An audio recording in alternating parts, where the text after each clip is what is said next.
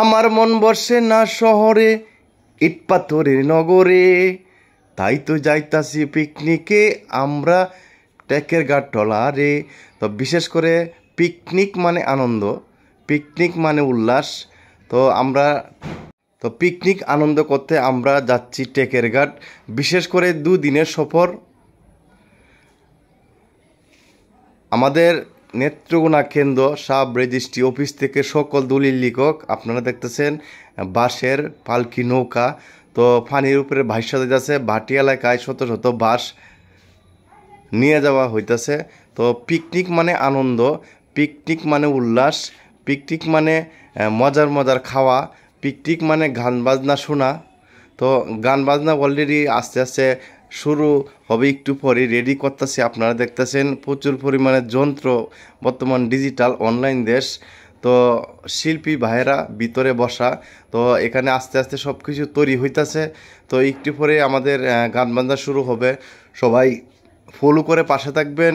তো পিকনিক আনন্দ আমাদের নেত্রকোনা থেকে প্রতি বছরই শত শত ট্রলার টেকের ঘাট, ইটনামিটা বন, সিলেট, তো কেল্লা শরীফ, তো অনেক জায়গায় প্রতি বছরে শত শত নৌকা যায়। তো আমরাও প্রতি বছরই নৌকা দিয়ে ভ্রমণ করি।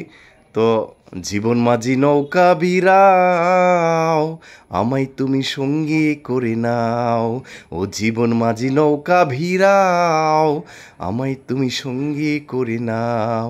তো পিকনিক আনন্দটা মোটামুটি একটা ভালো মানের হয়, বা ভালো মানের খাওয়া দাওয়া হয়, তো গান বাজনা হয়। তো প্রতি বছরই আমরা যাওয়া হয়। তো বন্ধুবান্ধব নিয়ে আমাদের পিকনিক আনন্দ করতে আলাদা একটা মজা, কারণ আমরা সবাই একসাথে একত্র হইতে পারি না। তো এই জন্যই মানুষ, তো পিকনিক গেলে সকল বন্ধুবান্ধব তো আমরা একত্র হই, একটা আনন্দ মজায় আলাদা থাকে। তো বিশেষ করে আমাদের এই পিকনিক আনন্দটা 2024 মোটামুটি ভালো হবে না, কারণ দেশের পরিস্থিতি ভালো না। তো দেশ বর্তমানে আমাদের ছাত্র আন্দোলনে জয়ী হয়ে আমাদের সরকার গঠন করতেছে ডক্টর ইউনূস। তো সেনাবাহিনীর হাতে দেশ বর্তমানে আছে। তো দেশের পরিস্থিতি ভালো না বিদায় আমরা একটা আনন্দ মোটামুটি ভালো হবে না।